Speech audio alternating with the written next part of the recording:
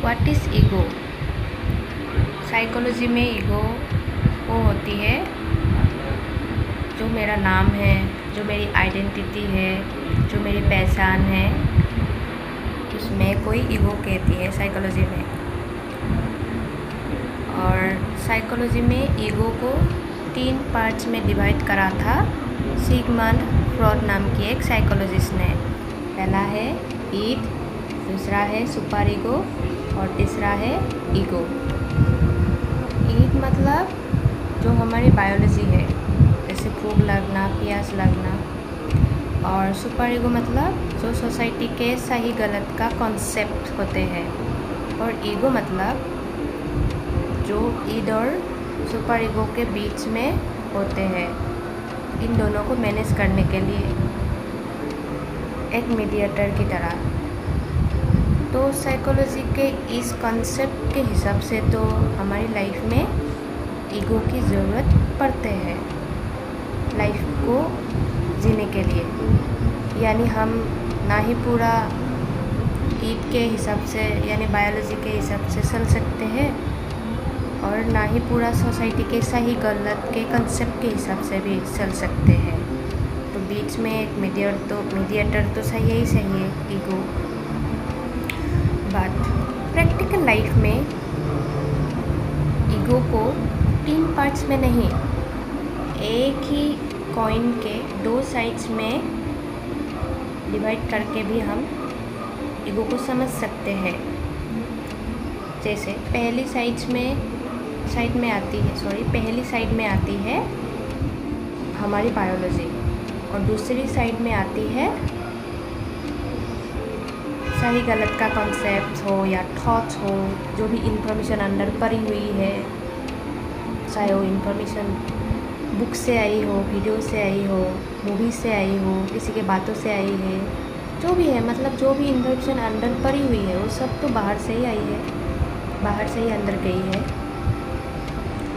Dislikes, मेरी likes, not important, इस सब को ही हम ईगो कह सकते हैं। सुपर ईगो में ही ईगो भी आ गया है। वो कैसे? अगर ईगो मतलब मेरा अपना थॉट है तो सुपर ईगो मतलब सोसाइटी का थॉट है। बट ये मेरा जो अपना थॉट है वो अपना कैसे हुआ?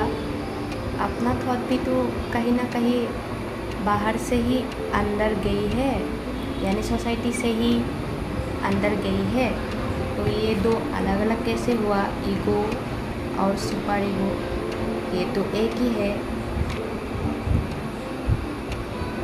और एक अच्छी लाइफ का मतलब क्या है?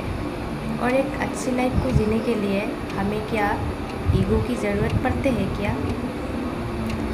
एक अच्छी लाइफ का मतलब है जो सबके लिए ही अच्छी लाइफ हो, यानी सबके लिए ही सेम हो।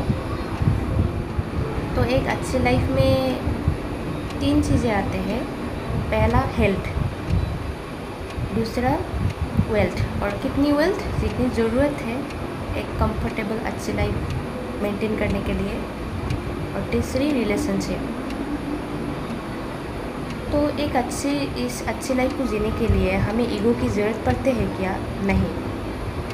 ईगो यानी मेरे हिसाब से, मेरे को जो ठीक लगता है उस हिसाब से एक अच्छी लाइफ को जीना प्रैक्टिकली पॉसिबल ही नहीं है। वो कैसे? वो अभी हम बताते हैं। जैसे मेरी हेल्थ के लिए अगर मेरे हिसाब से एक अच्छी लाइफ मुझे क्रिएट करनी है तो इस एग्ज़ाम्पल के साथ हम समझ सकते हैं कि मेरे हेल्थ के लिए सिगरेट पीना सही नहीं है, लेकिन अंदर जो ईगो बैठी है वो कहेगी कि सिगरेट 1-2 बार पीने से कुछ नहीं होता है, मेरी हेल्थ तो बहुत स्ट्रॉन्ग है, मुझे सिगरेट कुछ बिगड़ नहीं सकती है, तो पी लेते हैं। तो फंस गई। लेकिन अगर जो सबके लिए ही अच्छी लाइफ है उसमें सिगरेट सिर्फ मेरे लिए ही नहीं, सबके लिए ही, सबके हेल्थ के लिए ही सिगरेट पीना बहुत गलत है। अगर हम हेल्दी रहना चाहते हैं तो किसी को भी सिगरेट एक बार के लिए भी पीना नहीं सही है। तो एक अच्छी लाइफ को क्रिएट करने के लिए हमें कॉमन इंटेलिजेंस की ज़रूरत पड़ती है या एक सेपरेट ईगो की ज़रूरत पड़ती है? हमें कॉमन इंटेलिजेंस की ज़रूरत पड़ती है, यानी समझदारी की ज़रूरत होगी एक अच्छी लाइफ क्रिएट करने के लिए, एक सेपरेट ईगो की नहीं जो अंदर बैठी हुई है। ईगो तो हमें फंसा देगी, गड़बड़ कर देगी लाइफ में, तो ईगो से बच करके रहना चाहिए। हमें कॉमन इंटेलिजेंस के साथ लाइफ में आगे बढ़ना चाहिए।